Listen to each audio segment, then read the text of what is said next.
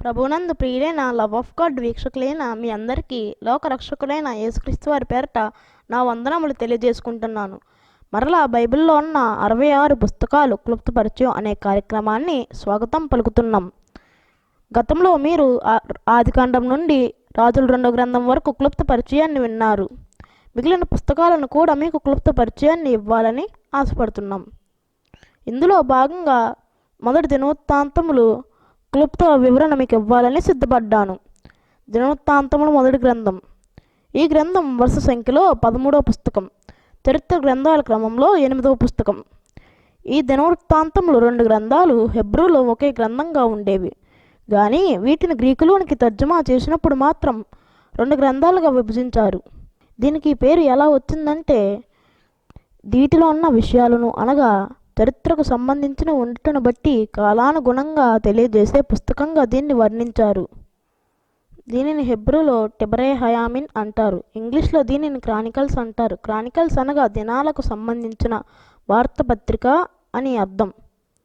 అలా తెలుగులో దినవృత్తాంతములు అనే పేరుతో అనువదించబడింది.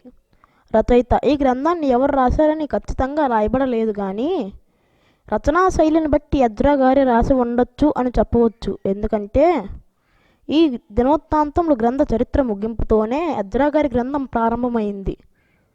ఈ గ్రంథం ఎప్పుడు రాయబడింది?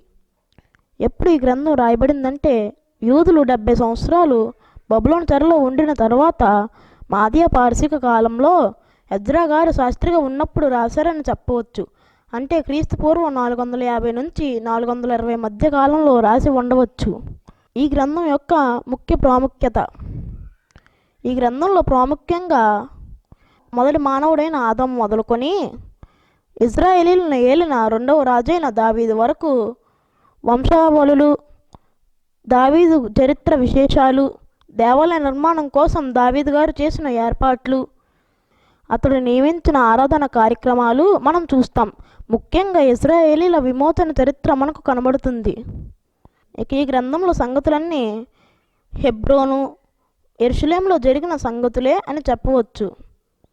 ఈ గ్రంథంలో ముఖ్యమైన అధ్యాయం 17వ అధ్యాయం. ఎందుకంటే దావీదు గారికి దేవుడు వాగ్దానం అనగా త్వరలో క్రీస్తు వారి ద్వారా నెరవేర్చే వాగ్దానం ఉంటుంది.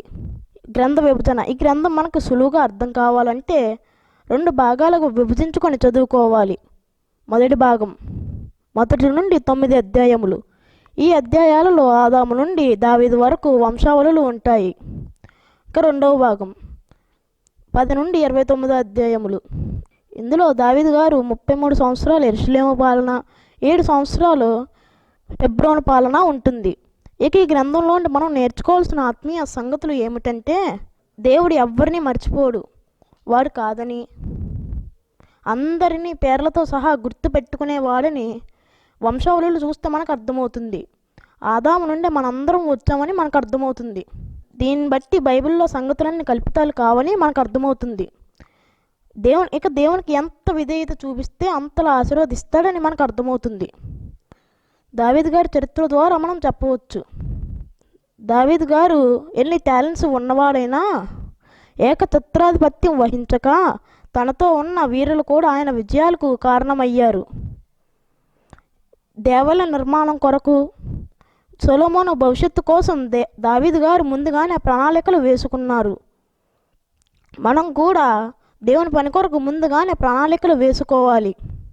అంతేకాకుండా ఈ గ్రంథంలో ప్రార్థన ప్రాముఖ్యత కూడా ఉంది. ఉదాహరణకు 4వ అధ్యాయంలో ఉన్న యెబేజు గారి ప్రార్థన ద్వారా మనం చాలా విషయాలు నేర్చుకోవచ్చు. ఇది దినవృత్తాంతములు మొదటి గ్రంథం పరిచయం. మరో వీడియోలో మరొక పుస్తక పరిచయాన్ని నేర్చుకుందాం. అందరికీ నా ధన్యవాదములు.